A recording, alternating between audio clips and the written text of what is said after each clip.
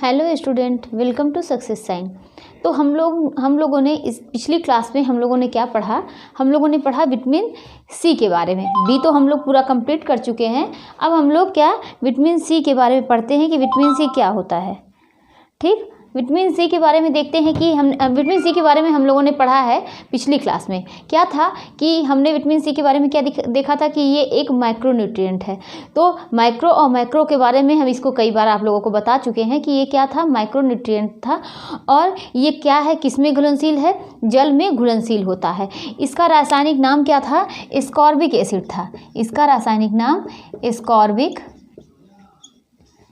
Acid था। ठीक, और क्या हमने देखा था कि यह किसी व्यक्ति के अगर शरीर में विटामिन सी की कमी होती है तो इससे क्या होता है, इससे मसूड़े से दिक्कत, जो भी दिक्कतें होती हैं वो मसूड़े से संबंधित होती हैं। दांत कमज़ोर हो जाते हैं, मसूड़े जो होते हैं और दांतों के किनारे किनारे पर उसमें सूजन आ जाती है, मसूड़े से ब्लड निकलने लगता है। ये विटामिन सी की कमी से होता है। और हमने क्या देखा था, ये कैसा विटामिन होता है? विटामिन सी जो होता है वह एंटीऑक्सीडेंट विटामिन होता है। और हमने क्या देखा था, विटामिन सी जो का क्या आयरन और कार्बोहाइड्रेट से किस गहरा संबंध होता है। वो भी आयरन से और कार्बोहाइड्रेट से गहरा संबंध होता है, लेकिन कार्बोहाइड्रेट के किस पार्ट से उसका गहरा संबंध होता है?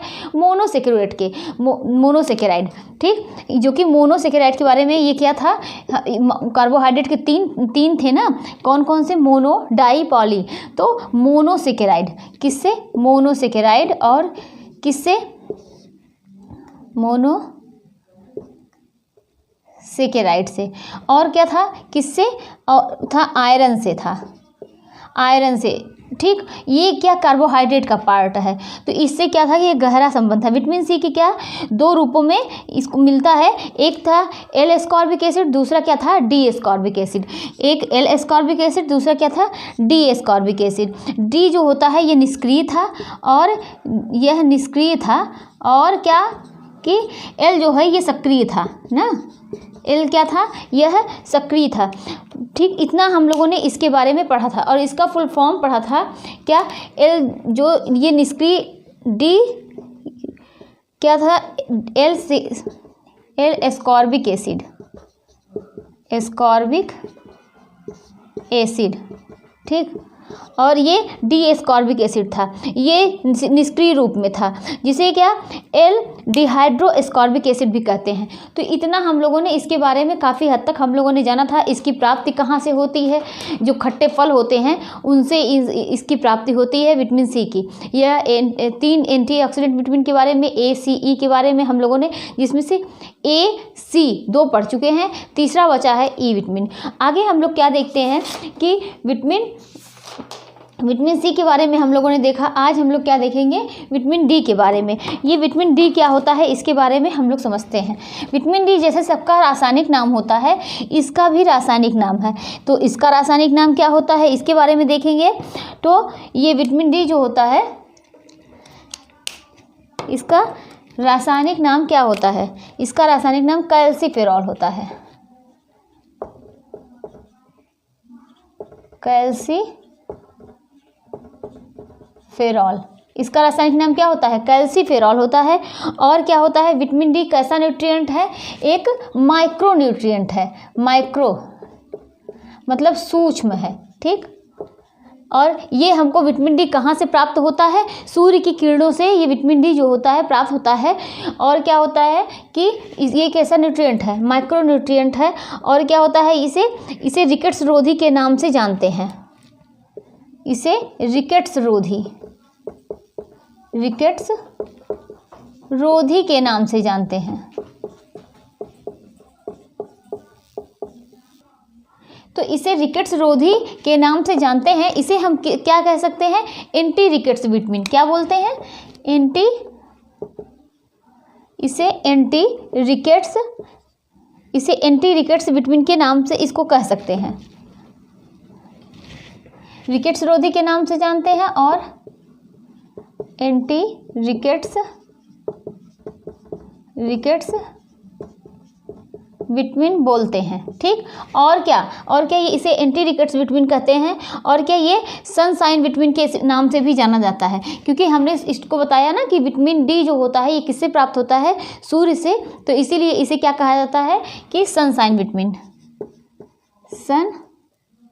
सनसाइन विटामिन, इसको सनसाइन विटामिन के नाम से जानते हैं। और सूर्य इसका स्रोत होता है। इसका रासायनिक नाम कैल्सीफेरॉल है। ये माइक्रोन्यूट्रिएंट है, ठीक। रिकेट्स रोधी के नाम से इसे जाना जाता है। एंटी रिकेट्स विटामिन भी इसे कहते हैं। इसे अस्थि विकृति नाशक विटामिन भी कहते हैं। क्या कहते हैं? अस्थि विकृति नाशक विटामिन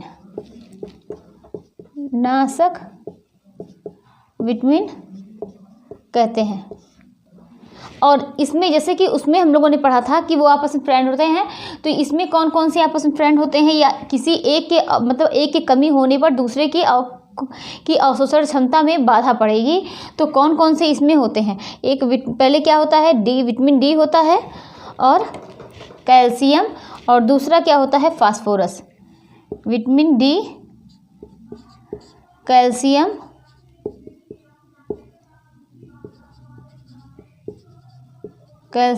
और तीसरे नंबर पे क्या होता है? फास्फोरस। तो ये 3 होते हैं। विटामिन डी को हार्मोन विटामिन के नाम से जाना जाता है। और क्या इसे क्या कहेंगे? इसे हार्मोन विटामिन के नाम से जानेंगे, के नाम से जानते हैं। हार्मोन विटामिन के नाम से जानते हैं। ये क्या विटामिन जो विटामिन डी है, ये भी प्रोविटामिन के अंतर्गत आता है। प्रोविटामिन के अंतर्गत प्रोविटामिन क्या होते हैं कि जिसको हम क्या करते हैं कि प्रोविटामिन वो होता है जिसको हम वास्तविक रूप में ग्रहण न करके किस में ग्रहण करते हैं? उसके पूर्वगामी रूप में ग्रहण करते हैं, और वह हमारे शरीर में जाकर क्या करता है? वास्तविक रूप में बदल जाता है। उसे प्रोविटामिन कहते हैं। तो ये क्या प्रोविटामिन का, ये भी प्रोविटामिन है। प्रोविटामिन है। हमने क्या देखा कि उसके प्रोविटामिन क्या है कि जिसको उसके पूर्वगामी रूप में ग्रहण किया जाता है, और पूर्वगामी रूप में ग्रहण करके जब ये हमारे शरीर के अंदर जाता है तो किस में बदल जाता है? उस अपने वास्तविक रूप में बदल जाता है। यही क्या कहलाता है? प्रोविटामिन कहलाता है। और आगे हम क्या देखते हैं कि प्रोविटामिन जो कौन कौन से हमने देखे थे? प्रोविटामिन जो थे, ये प्रोविटामिन है। कौन कौन से थे प्रोविटामिन? कौन थे? 3 है ना। इसको 3 है। ये कौन कौन से थे?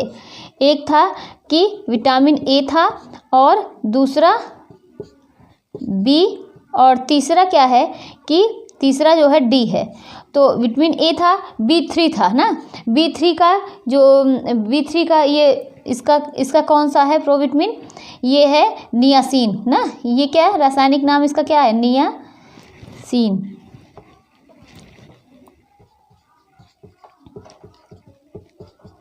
नियासिन इसका B3 का रासायनिक नाम है। तो क्या है कि प्रोविटामिन जो होते हैं,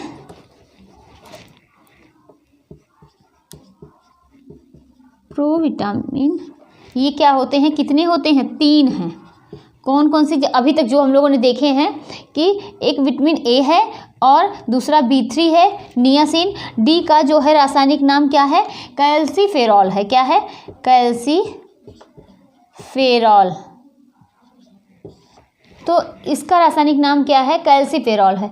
तो ये हम लोगों ने विटामिन डी के बारे में इतना थोड़ा बहुत जाना कि इसका रासायनिक नाम क्या है? कैल्सीफेरॉल है। ये माइक्रोन्यूट्रिएंट है, और इसको क्या है? ये सनसाइन विटामिन के नाम से जाना जाता है, और इसे एंटी रिकेट्स विटामिन या रिकेट्स रोधी के नाम से जानते हैं। और ये अस्थि विकृति नाशक होता है। क्यों अस्थि विकृति नाशक में? मतलब देखिए कि विटामिन डी जो होता है उसका भी हमारे अस्थि के लिए अच्छा होता है, और किसका? कैल्शियम का भी हमारे अच्छा होता है। ये है ना, ये तीनों आपस में फ्रेंड है। कौन कौन से? Vitamin D, calcium, phosphorus.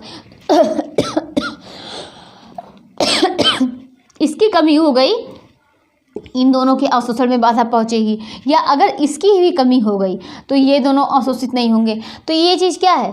कि एक दूसरे के ये तीनों आपस में इन तीनों का घनिष्ठ संबंध है और एक की कमी हो जाने पर किसी दूसरे के अवशोषण में बाधा पहुंचेगी। तो अस्थि विकृति नाशक विटामिन जो होते हैं वह कौन है कि इसे कहा जाता है विटामिन डी को। हार्मोन विटामिन के नाम से इसे जानते हैं। और क्या ये प्रोविटामिन है। प्रोविटामिन के 3 उदाहरण हम लोगों ने देखे। अब हम लोग कुछ इसकी हिस्ट्री के बारे में जानते हैं। इसकी हिस्ट्री क्या है इसके बारे में देखते हैं कि 1922 ईस्वी में मैकालेन ने, ठीक है, 1922 ईस्वी में मैकालेन ने ही बताया था कि कॉड लिवर ऑयल में से विटामिन ए को अलग करने के बाद क्या किया था। 1922 ईस्वी में मैकालेन ने कॉड लिवर ऑयल में से जब उसको क्या किया था कि विटामिन ए को अलग किया था, जो बाकी पदार्थ थे, अब उससे क्या है, उसमें जो बाकी पदार्थ थे उसमें जो मात्रा थी वो विटामिन डी की पाई गई। तो आगे आप लोग नोट करना चाहें तो नोट कर लीजिए कि क्या बताते हैं कि कब 1922 ईस्वी में किसने, मैकालेन ने। देखिए 1922 ईस्वी में किसने, मैकालेन ने क्या किया था। मैकालेन ने जब कॉड लिवर ऑयल से मतलब उसने ही बताया, मैकालेन ने बताया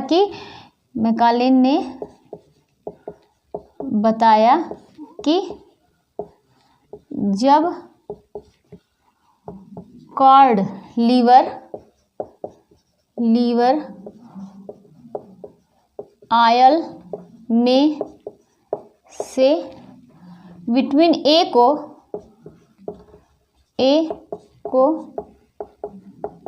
अलग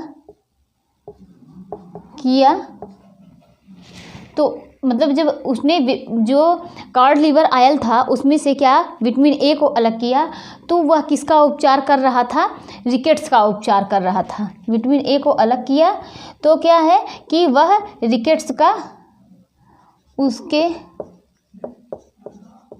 बाद वह रिकेट्स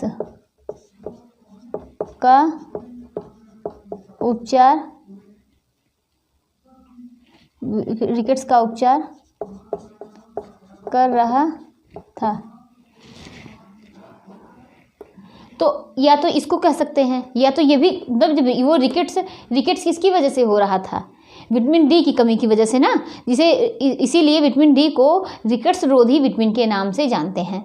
तो जब विटामिन डी की वजह से ये रिकेट्स की दिक्कत हो रही थी, और या इसे रिकेट्स रोधी विटामिन या एंटी रिकेट्स विटामिन के नाम से जानते हैं विटामिन डी को, तो ये भी कह सकते हैं कि विटामिन ए को अलग करने के बाद जो भी बचा वह क्या बचा, विटामिन डी बचा ना। ए को अलग करने के बाद जो भी बचा वो विटामिन डी बचा। तो उसके बाद वह रिकेट्स का उपचार कर रहा था, या ये भी कह सकते हैं कि जो भी चीज़ विटामिन ए को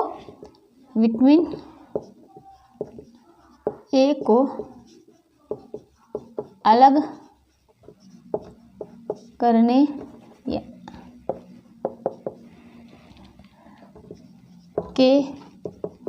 विटामिन ए को अलग करने के बाद या हटाने के बाद बचा, उसी को विटामिन डी कहते हैं।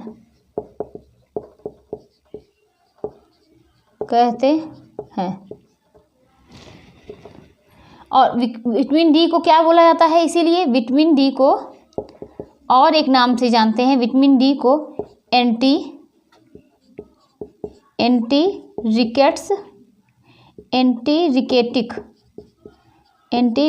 सब्सटेंस ना। अब इसको इंग्लिश में लिख दे रहे हैं कि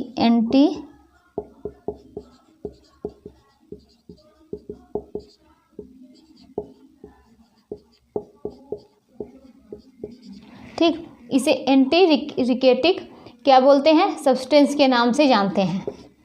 किसको, विटामिन डी को एंटीरिकेटिक सब्सटेंस के नाम से जानते हैं। और हमने क्या देखा कि इसकी हिस्ट्री के बारे में क्या देखा कि 1922 ईस्वी में किसने, मैकालेन ने, कि क्या किया कि कौन से कॉड लिवर ऑयल में से कॉड लिवर ऑयल में से विटामिन को अलग किया, तो जब जो विटामिन ए को अलग करने के बाद जो भी बचा पदार्थ था वो किसका उपचार कर रहा था? रिकेट्स का उपचार कर रहा था। या ये भी कह सकते हैं कि विटामिन ए को अलग करने के बाद जो बचा था वह मतलब जो बचा उसको क्या कहते हैं? विटामिन डी के नाम से वो जाना गया। ठीक, विटामिन डी को क्या कह सकते हैं? एंटी रिकेटिक सब्सटेंस के नाम से जानते हैं। ठीक, आगे देखते हैं। इसे हमने क्या देखा था कि इसे सनशाइन विटामिन के नाम से भी जानते हैं। यह सूर्य के प्रकाश से क्या होता है कि यह सूर्य के प्रकाश से मिलता है। ठीक, ये कैसे मिलता है सूर्य के प्रकाश से? क्या सूर्य के प्रकाश से डायरेक्ट हमको विटामिन डी मिलता है? नहीं, ये कैसे मिलता है? त्वचा के नीचे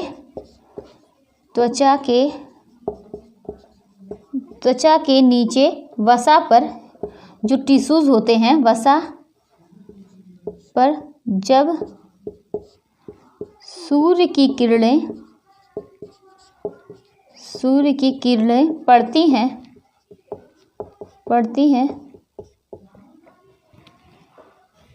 तो टिश्यूज के फैट किस में बदल जाते हैं? विटामिन डी में बदल जाते हैं।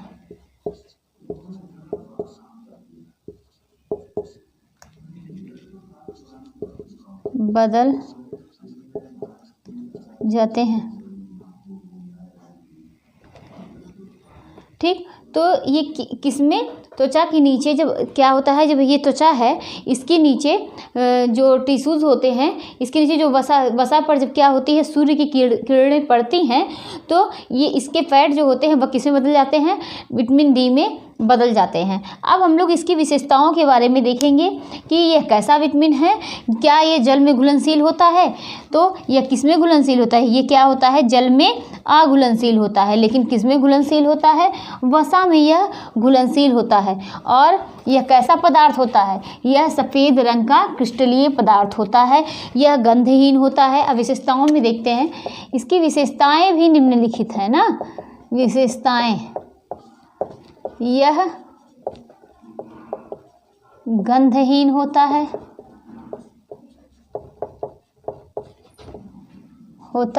और क्या है कि यह सफ़ेद रंग का क्रिस्टलीय पदार्थ है।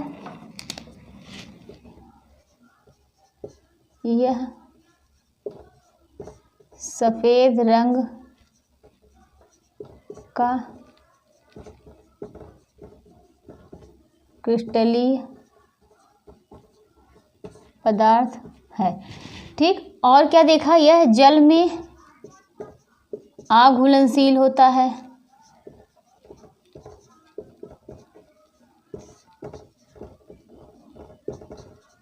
और किस में घुलनशील होता है? वसा में।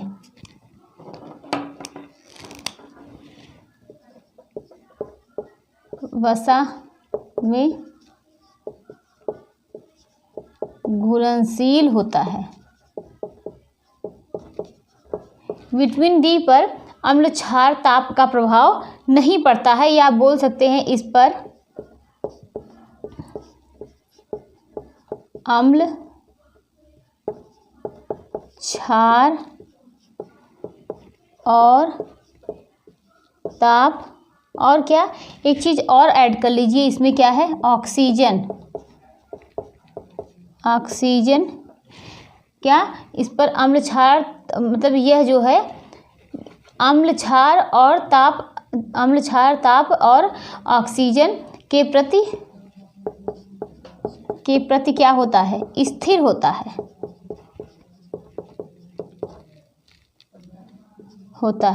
या ये भी बोल सकते हैं कि अम्ल क्षार ताप और ऑक्सीजन का प्रभाव इस पर नहीं पड़ता है। आगे हम लोग देखते हैं। आगे क्या है कि अम्ल क्षार ताप और ऑक्सीजन के प्रति क्या है? ये स्थिर है। विटामिन डी जो होते हैं ये कितने प्रकार के होते हैं? अब इसके बारे में जैसे हमने हर चीज़ों के विटामिन सी और विटामिन बी के बारे में या जो भी पढ़ा उसके प्रकार पढ़ें, तो इसके भी कई प्रकार होते हैं, उसके बारे में देखेंगे। तो एक बार फिर से इसको देख लीजिए कि विटामिन डी की विशेषताएँ, ये क्या होता है? गंधहीन होता है और इस पर अम्ल क्षार और ताप और ऑक्सीजन का प्रभाव नहीं पड़ता है, या ये इनके प्रति क्या होता है? स्थिर होता है। और ये क्या है, वसा में घुलनशील होता है, जल में क्या होता है, अघुलनशील होता है। यह सफ़ेद रंग का क्रिस्टलीय पदार्थ होता है। और हमने क्या सुना कि जो मतलब सूर्य की किरणें जब हमारे त्वचा के फैट पर पड़ती हैं तो वह किस में बदल जाती हैं, वह विटामिन डी में बदल जाती हैं। और विटामिन डी के बारे में क्या सुना कि विटामिन डी जो होता है वह प्रोविटामिन के नाम से जाना जाता है। प्रोविटामिन क्या होता है कि जब हम उसको जो भी चीज़ खा रहे हैं उसके जो उसका मुख्य रूप होता है उसमें न खाकर हम उसके पूर्वगामी रूप में, वह अपने पूर्वगामी रूप में बदल जाता है। ठीक, क्या है कि उसके पूर्वगामी रूप में हम खाकर उसको जब हम खाते हैं वो हमारे शरीर में जाकर किस में बदल जाता है, वास्तविक रूप में बदल जाता है। तो यही क्या है, प्रोविटामिन के नाम से जाना जाता है, इसी को प्रोविटामिन कहते हैं। ठीक, प्रोविटामिन भी हमने देखा कि विटामिन ए था, B3 के बारे में देखा और डी, ठीक, इन सब के बारे में देखा। इसे एंटी रिकेट्स रोधी विटामिन कहते हैं, किसको, विटामिन डी को, और या रिकेट्स रोधी विटामिन के नाम से जाना जाता है। फिर इसका रासायनिक नाम हमने क्या देखा इसका रासायनिक नाम है कैल्सीफेरॉल। क्या है, कैल्सीफेरॉल। कब हमने देखा था कि 1922 में किसने, मैकालेन ने किसमें, कॉड लिवर ऑयल से जब विटामिन ए को अलग किया तो जो भी बचा पदार्थ था वह क्या कर रहा था, रिकेट्स का उपचार कर रहा था। या ये भी कहा जा सकता है कि 1922 ईस्वी में मैकालेन ने जो एक पार्ट अलग किया, क्या अलग किया, जो एक पार्ट अलग किया, विटामिन ए को अलग किया, तो जो बचा पदार्थ हुआ वह विटामिन डी कहलाया। तो इतना हम लोगों ने समझा। अब हम लोग आगे देखते हैं कि विटामिन डी के कई प्रकार होते हैं। कौन कौन से प्रकार होते हैं, इसके कई प्रकार हैं, लेकिन मुख्य जो होते हैं वह दो हैं। एक विटामिन D2 है, दूसरा विटामिन D3 है। कौन कौन सा, एक विटामिन D2 है, दूसरा विटामिन D3 है। इसको देखते हैं, विटामिन डी के प्रकार।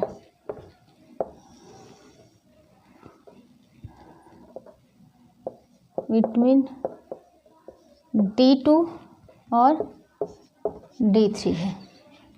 ठीक, तो विटामिन D2 है और D3 है। इसे अर्गोकैल्सीफेरॉल के नाम से जाना जाता है। और विटामिन D3 को, यह क्या होता है, ये जो होता है इसे कोलेकैल्सीफेरॉल के नाम से जानते हैं। विटामिन डी को इसे अर्गोकैल्सीफेरॉल,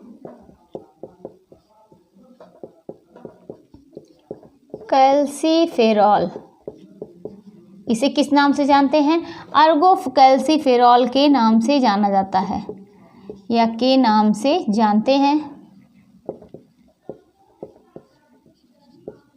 और इसे किस नाम से जानते हैं, इसे जो होता है इसे कोलेकैल्सीफेरॉल के नाम से जानते हैं।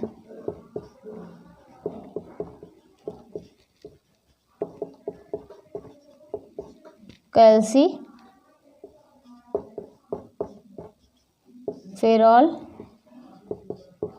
के नाम से जानते हैं। ठीक, या इसे क्या कह सकते हैं, इसे कोलेकैल्सीफेरॉल के नाम से जानते हैं, या डिहाइड्रो, या इसे क्या कह सकते हैं। ये पहले इतना देखते हैं कि इसे कोलेकैल्सीफेरॉल के नाम से जानते हैं और इसे अर्गोकैल्सीफेरॉल के नाम से जानते हैं। तो ये अर्गोकैल्सीफेरॉल क्या है इसके बारे में देखते हैं। और लेकिन अगर पूछा जाए इन दोनों में से सबसे क्रियाशील कौन सा है, तो क्या बोलेंगे, D3 जो होता है यह क्रियाशील रूप है किसका, विटामिन डी का। डी जो होता है D3 यह क्रियाशील है। ठीक, आगे हम लोग लिखते हैं, इसमें नोट करिए कि इसे अर्गोकैल्सीफेरॉल या और क्या कहते हैं, और अर्गोस्टेरॉल के नाम से जानते हैं। अर्गोस्टेरॉल कहते हैं। यह किस में उपस्थित होता है, यह वानस्पतिक ऊतकों में उपस्थित होता है। यह वानस्पतिक ऊतकों में उपस्थित होता है। इसमें क्या देखा कि इसके अर्गो कैल्सिफेरा ये क्या होता है, क्रियाशील रूप है, क्रियाशील रूप है। ठीक, इसे क्या हमने कहा कि इसे कोलेकैल्सिफेरॉल के नाम से जानते हैं, या और किस नाम से जानते हैं, 7D hydro, 7D hydro cholecalciferol, कोले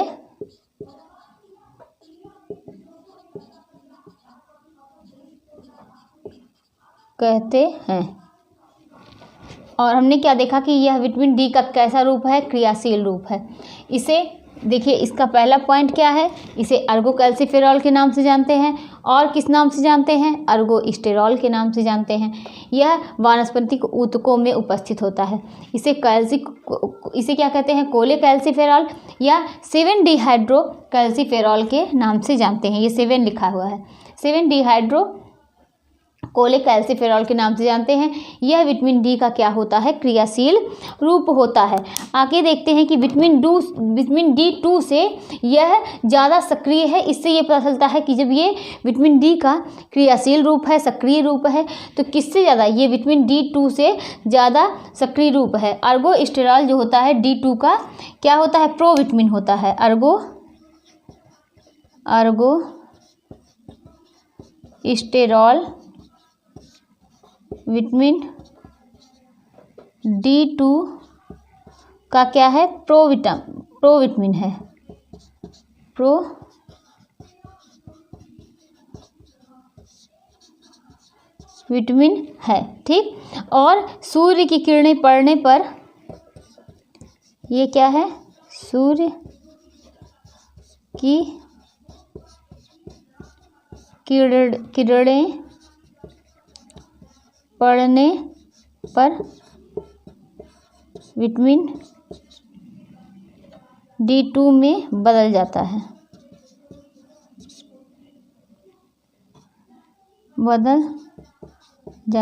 है, और यह किस में पाया जाता है, फफूंद और खमीर में।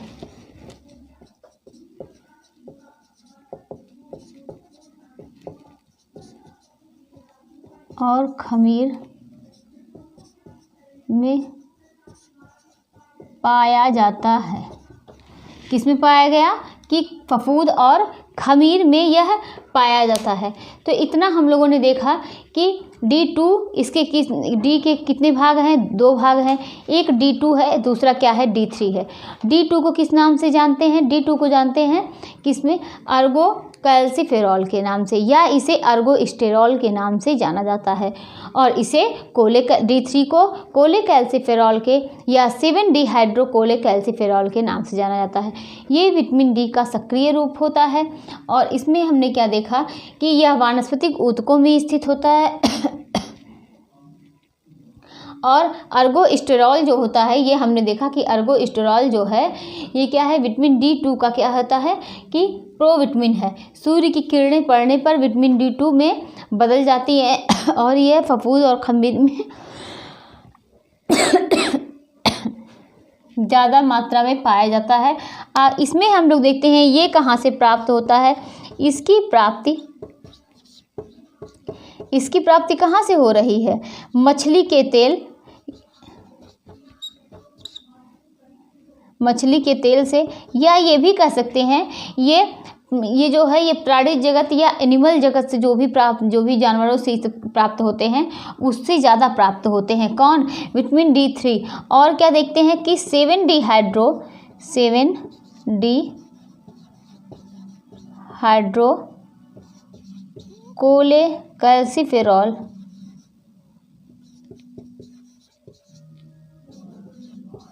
ये क्या है, प्रोविटामिन है, किसका, D3 का।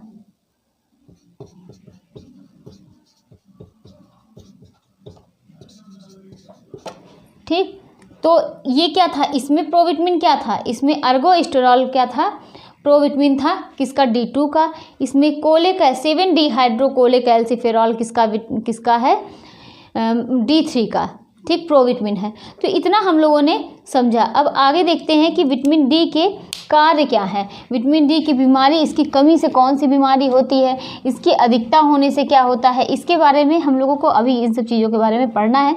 एक एक करके उसको भी देखते हैं कि विटामिन डी के कार्य क्या होते हैं। विटामिन डी के कार्य क्या होते हैं, जैसा कि हमने बताया था कि विटामिन डी के कौन कौन से फ्रेंड होते हैं। एक विटामिन डी होता है, दूसरा कैल्शियम क्या होता है, कैल्शियम, और तीसरा क्या होता है, फास्फोरस। तो ये तीन क्या होते हैं, आपस में ये तीनों मित्र होते हैं। विटामिन डी हो गए, कैल्शियम हो गया और फास्फोरस हो गया। और हमने क्या दिया था, अगर विटामिन डी का कार्य क्या है कि इन दोनों के अवशोषण में मतलब सहायता करना या हेल्प करना, क्योंकि ये दोनों क्या हैं, आपस में एक दूसरे से मतलब इन तीनों का आपस में घनिष्ठ संबंध है। एक अगर कमी होगी तो दूसरे का कार्य भी रुक जाएगा, या किसी एक तीसरे की कमी हुई तो उन दोनों का कार्य रुक जाएगा। तो देखते हैं कि विटामिन डी जो होता है, इसके कार्य के बारे में देखते हैं। यह किसके लिए आवश्यक है, विटामिन डी, ये क्या होता है, इससे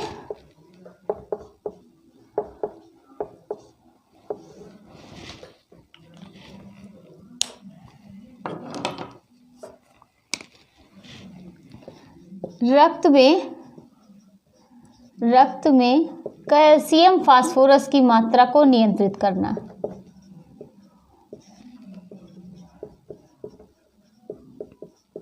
फास्फोरस की मात्रा यही तो कर रहा है, क्योंकि कैल्शियम फास्फोरस क्या होते हैं कि मित्र है ना विटामिन डी के। तो कैल्शियम फास्फोरस की मात्रा को क्या करता है, नियंत्रित करता है।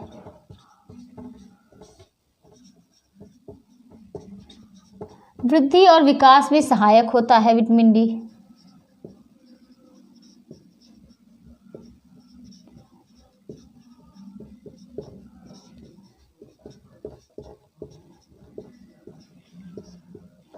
और किसके लिए, अस्थियों के लिए, क्योंकि कैल्शियम का कार्य क्या है, अस्थियों को मजबूत बनाना। तो यह क्या है, अस्थियों के लिए भी आवश्यक है।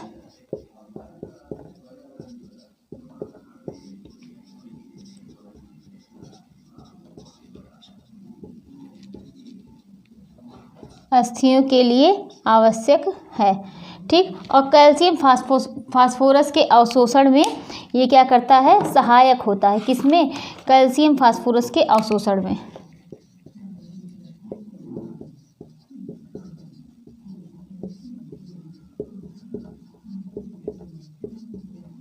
फास्फोरस अवशोषण में सहायक होता है। और कैल्शियम फास्फोरस के साथ क्या करता है, अपनी भूमिका को निभाता है, ये भी कह सकते हैं। तो अगर आप बोलिए कि इसमें सहायक होता है, इसके साथ कैल्शियम फास्फोरस के साथ अपनी भूमिका को निभाता है।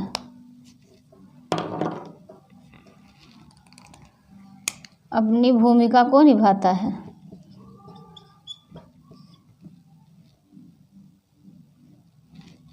भूमिका को निभाता है। तो हम लोगों ने इतना विटामिन डी के कार्य के बारे में पढ़ा। तो ये इसके और क्या कार्य हैं, अभी तक हम लोगों ने क्या देखा कि ये क्या करता है कि विटामिन डी रक्त में कैल्शियम फास्फोरस की मात्रा को नियंत्रित करता है, वृद्धि और विकास में सहायक होता है, अस्थियों के लिए आवश्यक होता है, कैल्शियम फास्फोरस के अवशोषण में सहायक होता है। कैल्शियम फास्फोरस के साथ अपनी भूमिका को विटामिन डी निभा रहा है। फिर और देखते हैं कि हम लोगों ने क्या पढ़ा है कि विटामिन डी जो होती है वह कैल्शियम की मात्रा को नियंत्रित करता है ना। तो अगर यह कैल्शियम की मात्रा को नियंत्रित कर रहा है विटामिन डी, विटामिन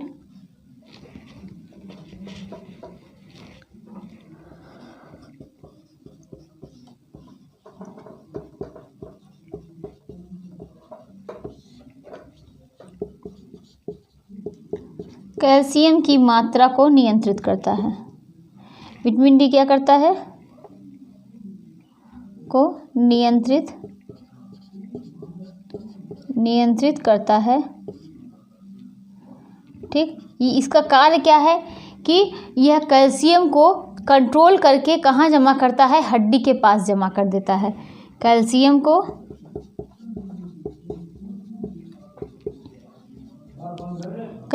को क्या करता है कि कैल्शियम को कंट्रोल करके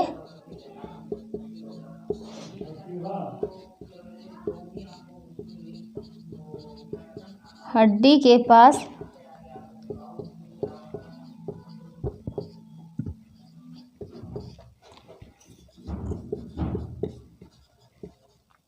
जमा कर देता है और यह रक्त में कैल्शियम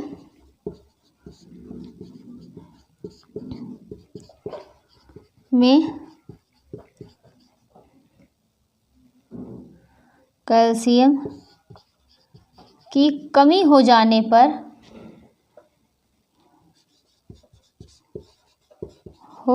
पर क्या करता है कि वहाँ से कैल्शियम को लेकर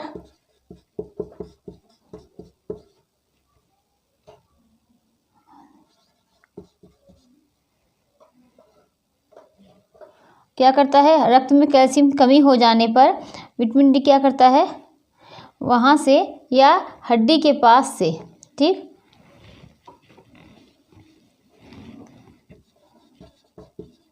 हड्डी के पास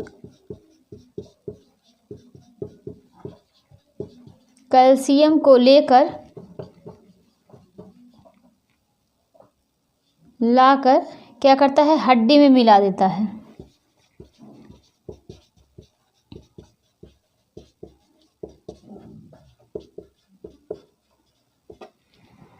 तो हम लोगों ने क्या देखा कि यह रक्त में अगर कैल्शियम की कमी हो जाने पर क्या करता है?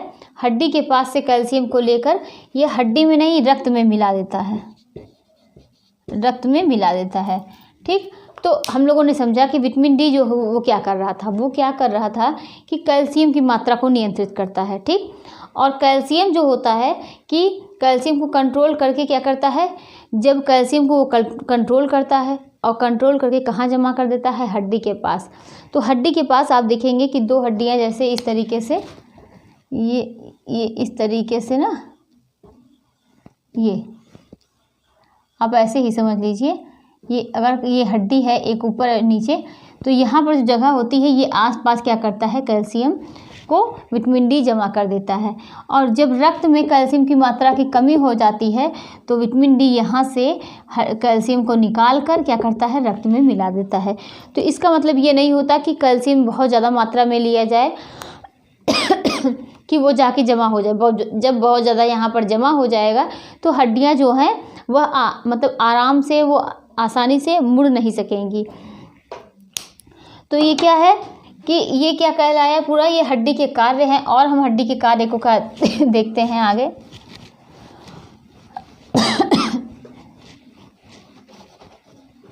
विटामिन डी जो होता है, जब कैल्शियम का कार्य क्या हुआ कि वह दांतों के लिए ज़रूरी है ना, तो विटामिन डी भी दांतों के लिए ज़रूरी हुआ।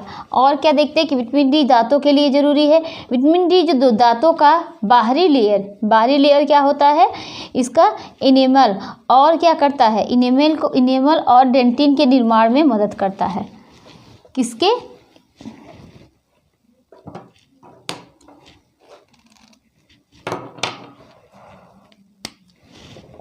विटामिन डी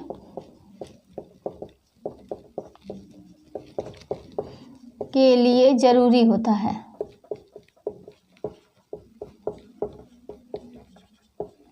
विटामिन डी क्या करता है? विटामिन डी जो होता है वह दांतों का बाहरी आवरण, दांतों का बाहरी लेयर बोलिए या बाहरी आवरण, क्या नाम है उसका? इनेमल, जो कि बहुत कठोर होता है ना, इनेमल। और किसको? डेंटिन, और डेंटिन के निर्माण में मदद करता है।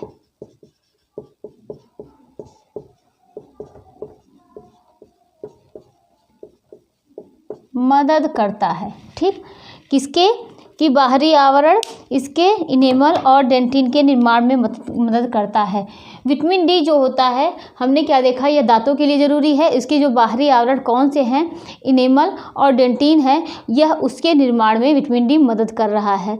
ठीक, अभी तो इसके पहले हम लोगों ने ये फिगर देखा, उसके पहले क्या समझाया कि विटामिन डी क्या करता है कि कैल्शियम को नियंत्रित करता है। कैल्शियम को लेकर वो क्या करता है कि हड्डियों के पास वह थोड़ी मात्रा में जमा कर देता है, और जब रक्त में क्या होती है, कैल्शियम की कमी हो जाती है, तो विटामिन डी वहाँ से कैल्शियम को उठाकर रक्त में मिला देता है। और हमने क्या देखा कि विटामिन डी दांतों के लिए ज़रूरी होता है। यह उसके बाहरी आवरण इनेमल होते हैं और जिसको और डेंटिन होते हैं, इनके निर्माण में क्या करता है, मदद करता है। विटामिन डी जो होता है वह 2 बीमारियों से बचाता है, एक चेचक है, दूसरा क्या है, काली खांसी। इसको आप लोग नोट करना चाहें कर लीजिए कि विटामिन डी 2 बीमारियों से बचाता है, पहला चेचक, दूसरा काली खांसी। और क्या करता है, ये पोलियो और तंत्रिका तंत्र को भी नियंत्रित करता है। ये पोलियो और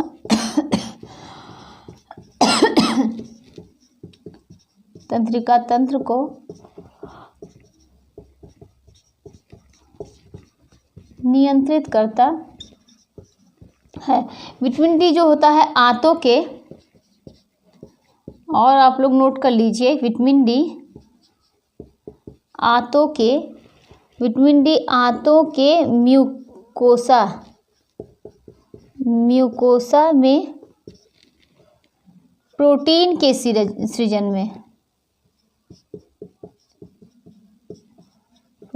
सृजन में महत्वपूर्ण भूमिका निभाता है।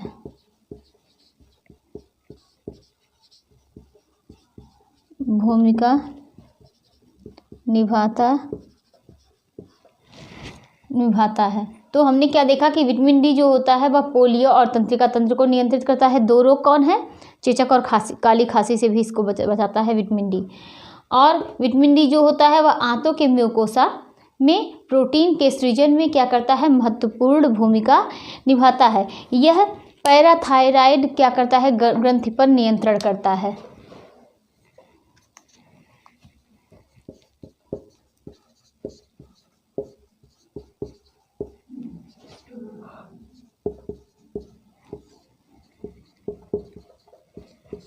पैराथायराइड ग्रंथि पर नियंत्रण करता है।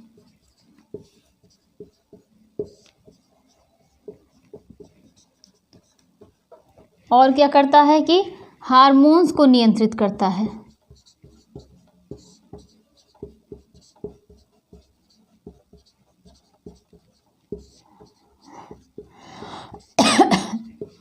हार्मोन्स को क्या कर रहा है, नियंत्रित कर रहा है। तो इतना क्या है कि ये विटामिन डी के सारे कार्य हो गए। विटामिन डी के कार्य क्या थे, दांतों के लिए ज़रूरी था, इसके बारे में हम लोगों ने समझाया, हम लोगों ने समझा भी। फिर विटामिन डी जो दांतों के बाहरी आवरण इनेमल और डेंटिन के निर्माण में मदद करता है। ये पोलियो और तंत्रिका तंत्र को क्या करता है, नियंत्रित करता है। विटामिन डी आंतों के म्यूकोसा में प्रोटीन के सृजन में क्या करता है, महत्वपूर्ण भूमिका निभाता है। यह पैराथायराइड ग्रंथि पर नियंत्रण करता है और हार्मोन्स को नियंत्रित करता है। ये क्या विटामिन डी के पूरे कार्य हो गए। आगे हम लोग क्या देखते हैं कि विटामिन डी की कमी से क्या होता है या कौन सी दिक्कतें आती हैं, कौन सा विटामिन डी से, मतलब अगर इसकी कमी से देखा जाए तो इसके जो भी कार्य होंगे, विटामिन डी के जो कार्य विटामिन डी के होने पर होते हैं वह सब क्या होंगे, उसके कार्य में बाधा पहुंचेगी। तो यही क्या हो गया, विटामिन डी की कमी से हो गया। तो विटामिन डी की कमी से क्या होगा, हड्डी निर्माण बाधित होगा,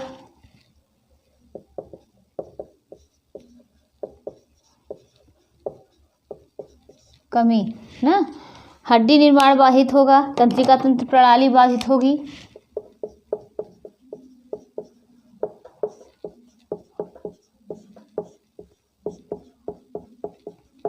प्रणाली क्या होगी, बाधित, और हड्डी निर्माण बाधित होगा।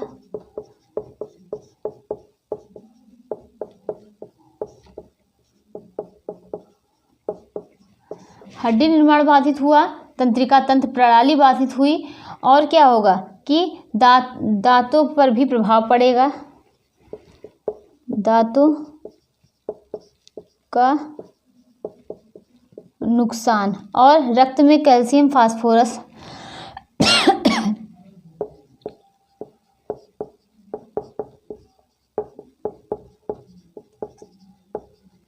कैल्शियम रक्त में कैल्शियम फास्फोरस का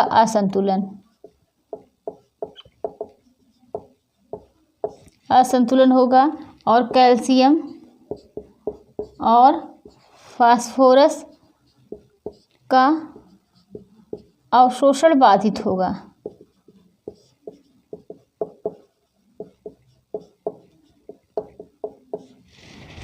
और क्या होगा कि रिकेट्स की समस्या देखी जाएगी, क्योंकि इसे रिकेट्स रोधी विटामिन कहा जा रहा था ना, तो रिकेट्स की समस्या देखी जाएगी और अस्थि विकृता देखी जाएगी।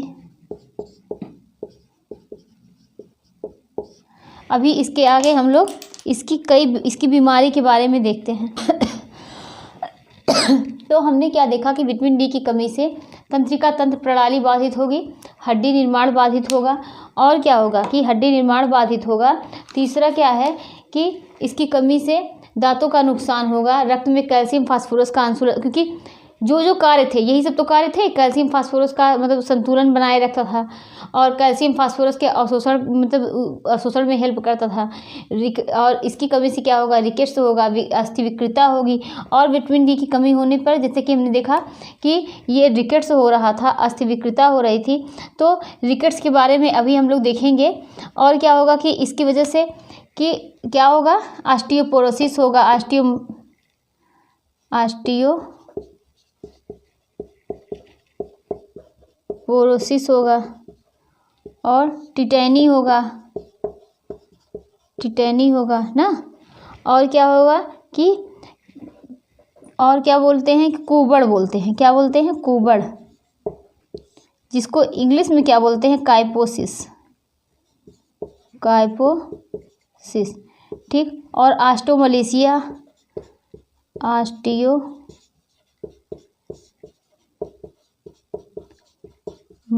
की दिक्कतें होंगी।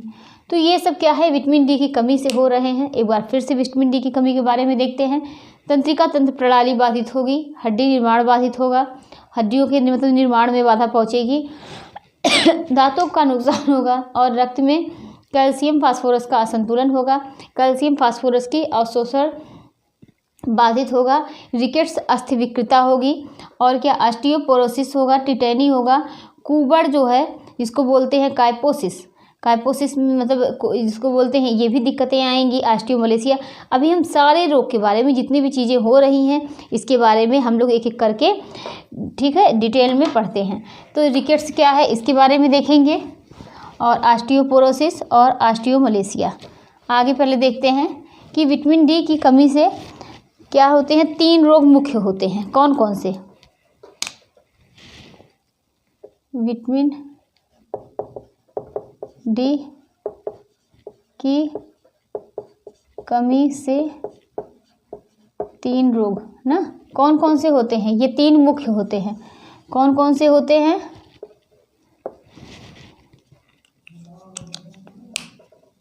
क्या होता है कि पहला जो होता है ये रिकेट्स हो गया,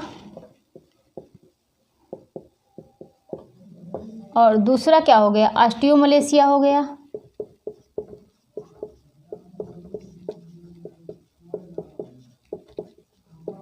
तीसरा क्या हो गया, ऑस्टियोपोरोसिस हो गया,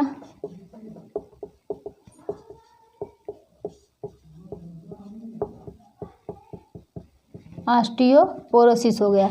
ये किस में देखने को मिलता है और ये किस में मिलता है, मतलब सब में ये अलग अलग देखने को मिलते हैं, जो कि किसकी कमी से हो रहे हैं, विटामिन डी की कमी से हो रहे हैं। तो ये रिकेट्स किस में देखने को मिलेगा, रिकेट्स जो होता है ये बच्चों में देखने को मिलता है, बच्चों में देखने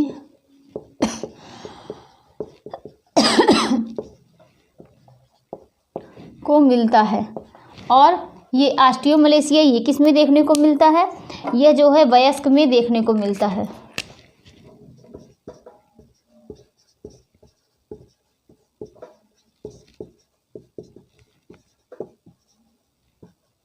वयस्क मतलब एडल्ट, एडल्ट में देखने को मिलता है। और ऑस्टियोपोरोसिस किस में देखने को मिलता है? वृद्धों में। यह वृद्धों में देखने, वृद्धों में बोल दीजिए या तो ओल्ड एज, ठीक, यह ओल्ड एज में देखने को मिलता है। तो इतना हम लोगों ने देखा कि बच्चों में देखने को मिलता है। अब बच्चों में क्या देखने को मिलता है इसके बारे में देखेंगे हम लोग एक एक करके। पहला क्या देखते हैं कि पिजन चेस्ट। पिजन चेस्ट क्या होता है इसके बारे में देखते हैं। पिजन चेस्ट, अब ये पिजन चेस्ट क्या होता है? पिजन चेस्ट, इसमें छाती पसलियाँ क्या होती हैं? आगे की तरफ मुड़ जाती हैं। आप लोगों को हम एक फिगर दिखाना चाह रहे हैं, आप लोग इस फिगर के माध्यम से समझिए। ये रुकिए, थोड़ा आप लोगों को समझने में आसानी होगी। वह आगे की तरफ मुड़ी हुई होती हैं। इसका साइंटिफिक नेम क्या होता है? पैक्टस कैरिनेटम। पैक्टस कैरिनेटम इसका साइंटिफिक नेम होता है। इसमें पसलियाँ क्या होती हैं? आगे की ओर मुड़ी होती हैं, तरफ मुड़ी हुई होती हैं। और इसका साइंटिफिक नेम क्या होता है कि पैक्टस कैरिनटम। इसका साइंटिफिक नाम क्या है? पैक्टस कैरिनटम। तो ये क्या है कि पिजन चेस्ट, इसमें क्या होती हैं? जो इसमें पसलियाँ जो होती हैं वह आगे की तरफ मुड़ी होती हैं। तो ये क्या हो गया? पिजन चेस्ट हो गया। और ये किसमें? रिकेट्स बच्चों में देखने को मिलता है। ऑस्टियोमलेशिया जो होता है यह एडल्ट में या वयस्क में देखने को मिलता है। और ऑस्टियोपोरोसिस इसको किस में देखते हैं? इसको वृद्धों में या ओल्ड एज में देखा जाता है। अब यही देखते हैं, ये रिकेट्स हो गया। अब हम लोग देखते हैं बो लेग। क्या देखते हैं? बो लेग।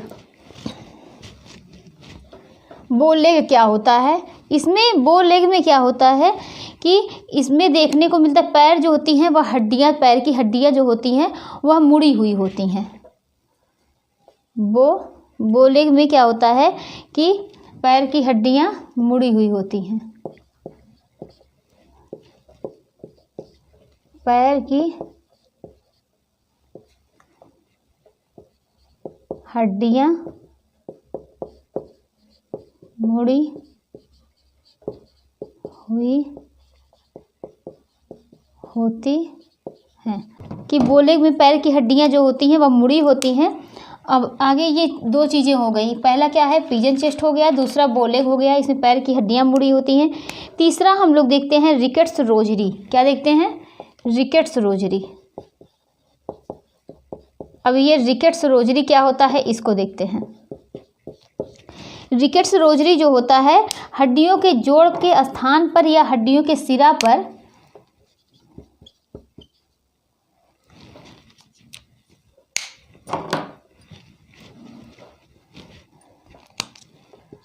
हड्डियों के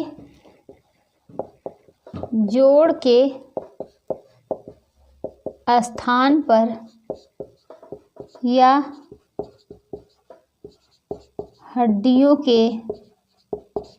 हड्डियों के सिरा पर गोल उभार हो जाता है। क्या हो जाता है? गोल उभार हो जाता है। अब टिटैनी क्या है? टिटैनी। अब ये टिटैनी क्या है?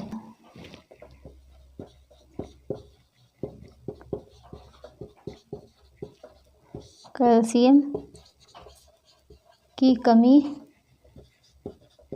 से होती है। इसमें हड्डियां अकड़ जाती हैं। तो ये क्या हो गए, रिकेट्स रोजरी हो गया और टिटेनी हो गया, बोलेग हो गया।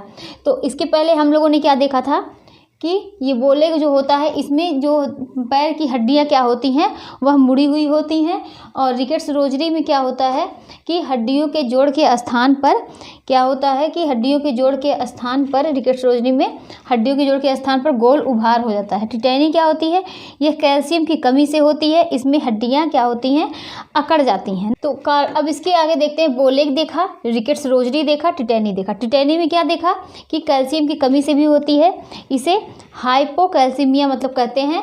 ये क्या होता है, कैल्शियम की इसमें कमी होती है, कमी से होती है, इसमें हड्डियां क्या होती हैं, अकड़ जाती हैं। इस तरीके से हाथ था ना, तो इसमें हड्डियां क्या होती हैं, वो अकड़ गई थी। और रिकेट्स रोजरी में क्या था, हड्डियों में जोड़ के स्थान पर हड्डियों का सिरा पर क्या होता है, गोल उभार हो जाता है। बोलेग क्या है कि पैर की हड्डियां जो होती हैं वह मुड़ी हुई थी। अब हम लोग क्या देखते हैं, कार्नियोटेप्स। क्या देखते हैं, कार्नियोटेप्स। इसी में सब देख रहे हैं, ये सब रिकेट्स के अंतर्गत है।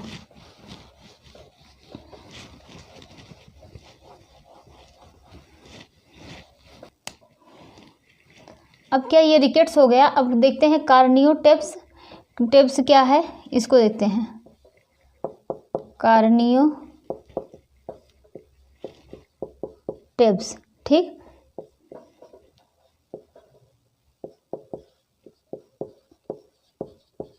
इसमें क्या होता है, बच्चों की क्या होता है कि बच्चों के सिर में दिक्कत हो जाती है, कार्नियोटेप्स बोलते हैं।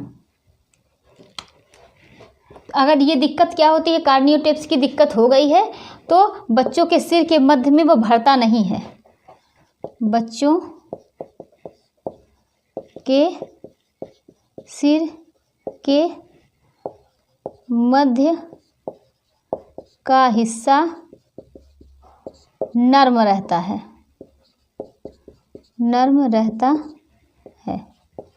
यही क्या था, ये पूरा रिकेट्स के अंतर्गत था। ठीक, जिसमें हम लोगों ने रिकेट्स रोजरी के बारे में देखा, कार्नियोटेप्स के बारे में देखा, बोलेग के बारे में देखा, टिटेनी के बारे में देखा, इतना हम लोगों ने देखा। अब ये क्या था, पूरा रिकेट्स के बारे में था जो कि बच्चों में हो रहा था। अब हम लोग देखते हैं कि ऑस्टियोमलेशिया ये किस में होते हैं, एडल्ट में होते हैं।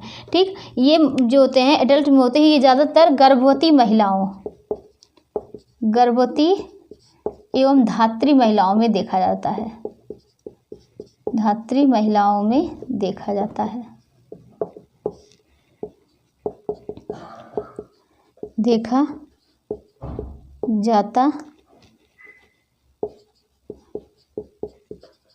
और इसमें क्या होती है कि ऑस्टियोमलेशिया होने पर इसमें क्या होता है, हड्डियां जो होती हैं वह अचानक टूटने लगती हैं,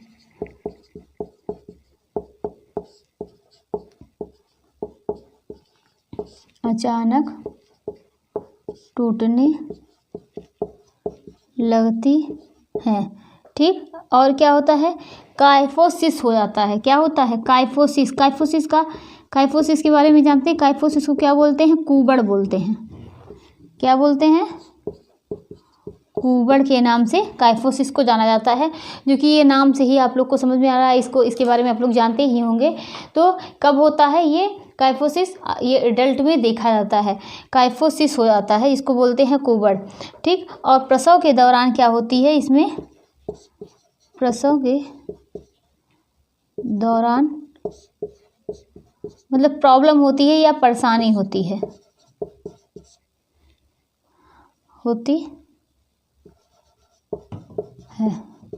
और रीढ़ की हड्डी, पसलियाँ, ये सब क्या होती हैं, रीढ़ की हड्डियां भी प्रभावित होती हैं, रीढ़ की हड्डियां, पसलियाँ, ये सब मतलब जो भी बोलिए, हड्डियां प्रभावित होती हैं।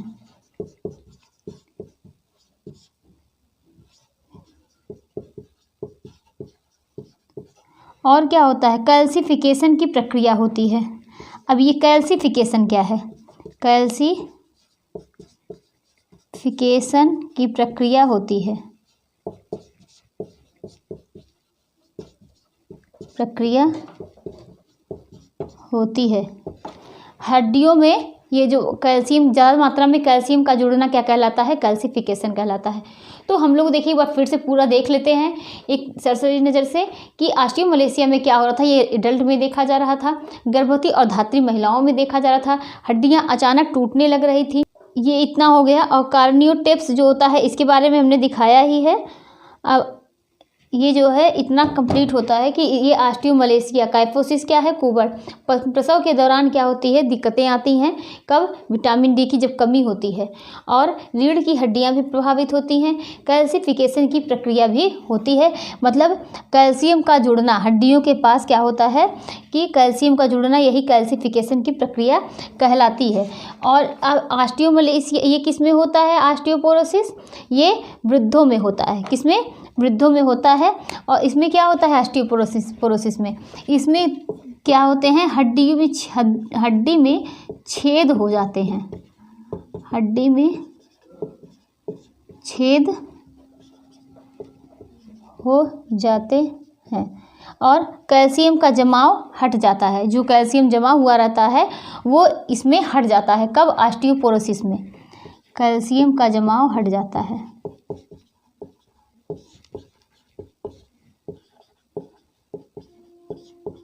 जमाव हट जाता है।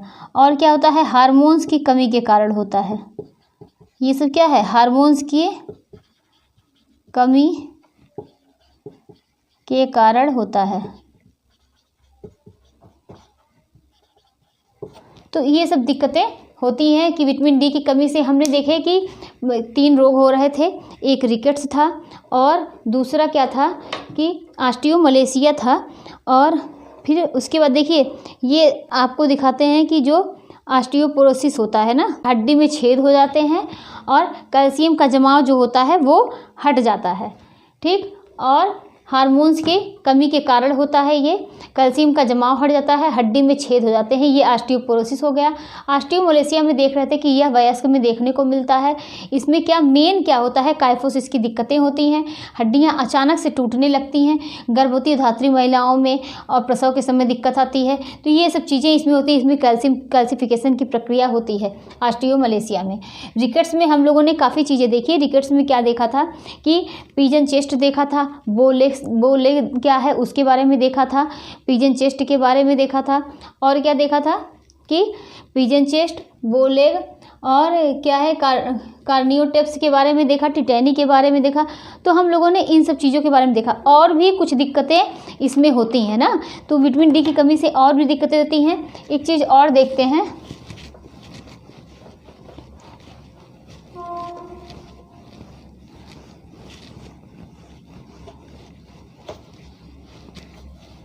ये सब विटामिन डी की कमी से होता है। आगे देखते हैं पुरुषों में क्या होता है? एंड्रोजन हार्मोन पाया जाता है। इसकी कमी होने पर सेलाइन ऑस्टियोपोरोसिस देखा जाता है। क्या? पुरुषों में, इसको नोट कर लीजिए, पुरुषों में कौन सा हार्मोन पाया जाता है? एंड्रोजन ना, क्या?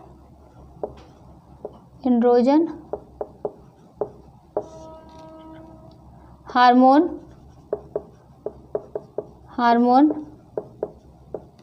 पाया जाता है। इसकी कमी होने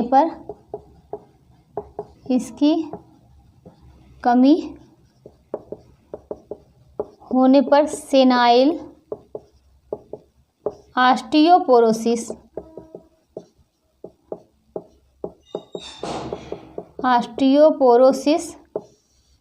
सेनाइल ऑस्टियोपोरोसिस होने पर सेनाइल ऑस्टियोपोरोसिस जो होता है देखने को मिलता है, देखने को मिलता है। ठीक। ये क्या है? विटामिन डी की कमी से होता है। और एक चीज़ देखते हैं, नॉक नीज। नॉक नीज क्या होता है? इसमें देखिए ये क्या होता है, इसको देखते हैं क्या होता है।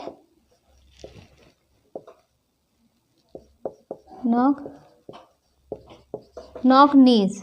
ठीक। इसमें क्या होता है कि विटामिन डी की कमी से पैर अंदर की ओर जो होते हैं वह धस जाते हैं या अंदर की ओर मुड़ जाते हैं। पैर अंदर की ओर मुड़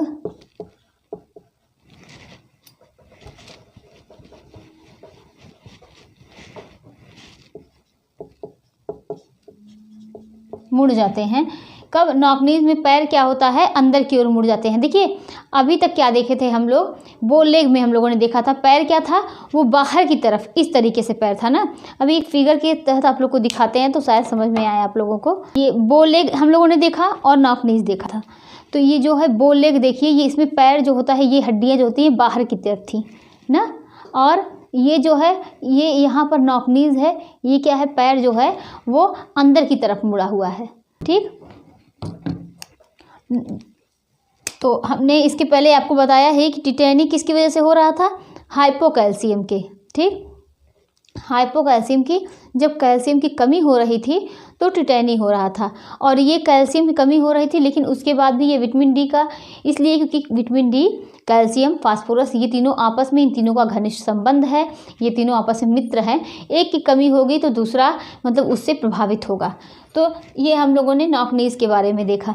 और टिटेनिया जो होते हैं इसके बारे में और देखते हैं थोड़ा कि इसमें क्या होगा। इसमें जो होते हैं मसल्स में दर्द होगा, और क्या होगा कि इससे मसल्स में दर्द होगा, पैर जो होगा वह अकड़ जाएगा टिटेनी में। जो इसमें देखे हैं ना आप लोगों को हमने दिखाया भी कि इसकी वजह से अकड़न सी होती है टिटेनी में। जो टिटेनी मसल्स में दर्द होगा,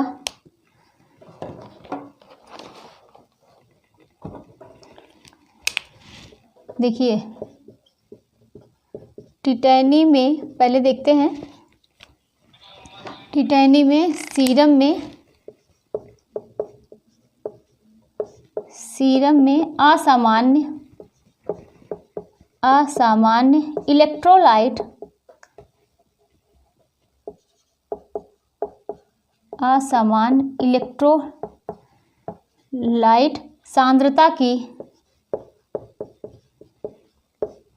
सांद्रता की क्या होती है, विशेषता है, जिससे न्यूरोमस्कुलर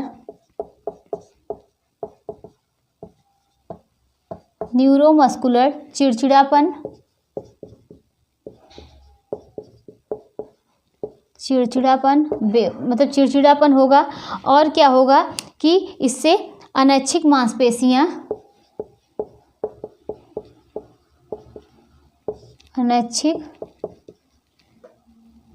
मांसपेशी संकुचन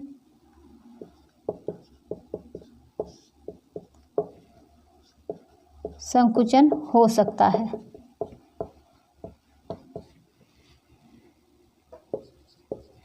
और मसल्स में दर्द होगा, अकड़न होगी। तो टिटेनी में ये सब सारी दिक्कतें आती हैं। और टिटेनी में क्या होगा, मसल्स होगा, और मसल्स में दर्द होगी और अकड़न होती है।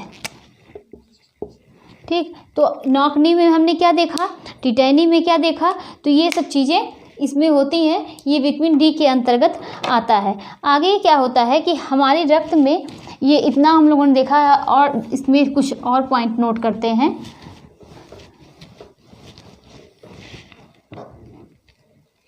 हमारी रक्त नलिका में क्या होता है, कैल्शियम जमा होने लगता है। कब? हमारी रक्त नलिका में क्या होता है, में कैल्शियम जमा होने लगता है।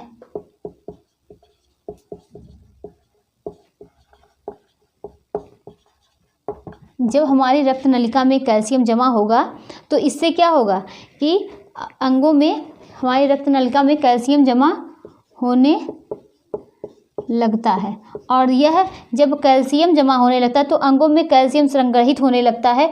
तो इसकी वजह से क्या होगा कि इसकी वजह से हड्डियों को मोड़ने में कठिनाई होगी, जिससे क्या होगा, जिससे हड्डियों को मोड़ने में कठिनाई होगी।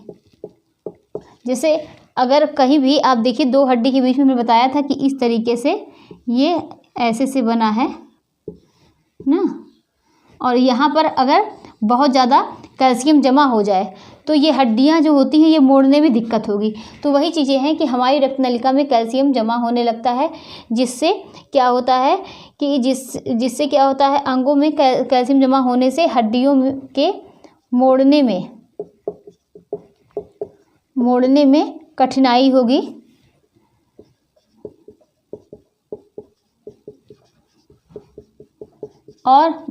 और क्या होगा, विटामिन डी की कमी से भूख नहीं लगेगी, भूख में कमी, खाने की इच्छा नहीं होगी। ठीक है, कैल्सिफिकेशन की प्रक्रिया के बारे में हमने बताया है। कैल्शियम का जुड़ना क्या कहलाता है, कैल्सिफिकेशन की प्रक्रिया कहलाएगी। तो ये सब क्या हो गए कि विटामिन डी की कमी से क्या होते हैं उसके बारे में हम लोगों ने देखा। और बच्चों में कौन सा रोग होता है, वृद्धों में कौन सा रोग होता है, ज़्यादातर क्वेश्चन यहीं से बनते हैं ना। अब आगे हम लोग देखते हैं कि इसका स्टोर कहाँ होता है। इसका स्टोर जो होता है वह स्किन के एपिथेलियम, मतलब त्वचा के एपिथेलियम में ना, स्टोर कहाँ होता है, स्किन के एपिथेलियम टिश्यूज में।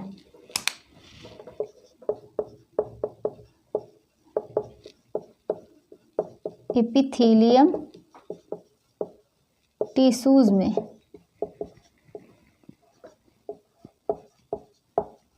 ये इसमें क्या होता है कि एपिथेलियम स्किन के एपिथेलियम टिश्यूज में ये क्या होते हैं, स्टोर होते हैं। और यकृत और प्लीहा में भी स्टोर होते हैं। कहाँ, यकृत प्लीहा में भी। अवशोषण कहाँ होता है, अवशोषण जो होता है वह छोटी आंत में।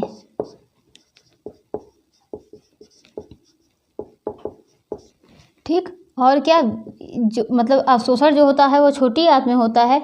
विसर्जन मल के द्वारा, विसर्जन का,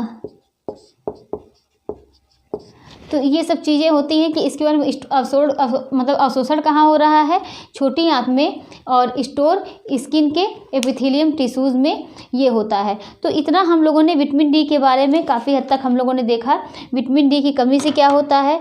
और थोड़ा सा और विटामिन डी के बारे में देखते हैं। क्या देखते हैं कि विटामिन डी की कमी से आहार में, अगर मान लीजिए विटामिन डी की कमी होगी तो हम आहार कैसा लें। उसमें क्या करते हैं कि हम हाई फैट लेंगे, कैल्शियम युक्त आहार लेंगे, कैलोरी युक्त लेंगे, प्रोटीन युक्त पदार्थ लेंगे। तो ये सब चीज़ें हम विटामिन डी में मतलब आहार में लेंगे। और अगर बच्चों में विटामिन डी की कमी हो गई है तो उससे क्या होगा कि उनको मतलब किस चीज़ से मालिश करा के, जैसे जैतून के तेल और सरसों के तेल से मालिश करके उनको क्या होता है, थोड़ी देर के लिए धूप दिखाया जाएगा। तो जिससे क्या होगा कि विटामिन डी की समस्या ख़त्म होती है। तो ये सब चीज़ें पूरी विटामिन डी की थी। किसके वजह से कौन से 3 रोग हो रहे थे, पहला क्या था रिकेट्स, दूसरा क्या था ऑस्टियोमलेशिया, तीसरा क्या था ऑस्टियोपोरोसिस। जो रिकेट्स हो रहा था वो बच्चों में हो रहा था, ऑस्टियोमलेशिया जो हो रहा था वो वयस्क में, एडल्ट में हो रहा था, ऑस्टियोपोरोसिस जो हो रहा था वो वृद्धों में हो रहा था। इसमें नॉक नी क्या होती, नॉक नी में क्या था कि घुटने से जब मोड़ने पे क्या कहती, खट खट की आवाज़ आती है, और उसमें पैर जो होते हैं वह बिल्कुल इस तरीके से बाहर की तरफ जो होते हैं वह अंदर की तरफ मुड़े होते हैं। और हमने क्या देखा था, बो लेग देखा था। बो लेग में क्या था कि पैर बाहर की तरफ थे और नॉकनी में पैर अंदर की तरफ थे। ठीक है, आप लोगों को अगर फिगर आप लोग देखे होंगे तो आप लोगों को याद भी होगा। और हमने क्या देखा था, टिटैनी देखा था। टिटैनी में क्या देखा था कि हड्डियां जो होती हैं वो अकड़ जाती हैं ना, मांसपेशियां इसमें अकड़ जाती हैं। टिटैनी के बारे में देखा था। रिकेट्स रोजरी के बारे में देखा था। और रिकेट्स रोजरी के बाद और हमने क्या देखा था कि कार्नियोटेप्स देखा था। कार्नियोटेप्स क्या होता है कि बच्चों के जो ये मस्तिष्क होता है, यहाँ पर जो होता है इसके मतलब सिर के मध्य में जो मांसपेशी जो इस खाली जगह होती है वो भरती नहीं है, वो खाली रहती है। उसी को क्या कहते हैं, कार्नियोटेप्स के नाम से जानते हैं। तो हम लोगों ने काफ़ी हद तक काफ़ी चीज़ें। और काइफोसिस किस में हो रहा था, जिसको कहते हैं कुबड़ काइफोसिस हो रहा था, किसको, ऑस्टियोमलेशिया में, यानी वयस्क के अंतर देखा गया था। तो ये पूरे क्या है कि विटामिन डी के बारे में हम लोगों ने काफ़ी हद तक समझा, इसका रासायनिक नाम समझा, इसका सक्रिय रूप क्या होता है, इसके 2 प्रकार हैं, कौन कौन से, विटामिन D2 है, D3 है, ठीक। किसको अर्गोएस्टेरॉल कहते हैं, किसको अर्गोएस्टेरॉल कहते हैं, किसको 7 डिहाइड्रोकैल्सिफेरॉल कहते हैं। तो ये सब चीज़ें हम लोगों ने काफ़ी देखी। अब नेक्स्ट डे हम लोग क्या पढ़ेंगे, आज विटामिन डी कंप्लीट होता है, नेक्स्ट डे हम लोग विटामिन ई के बारे में पढ़ेंगे।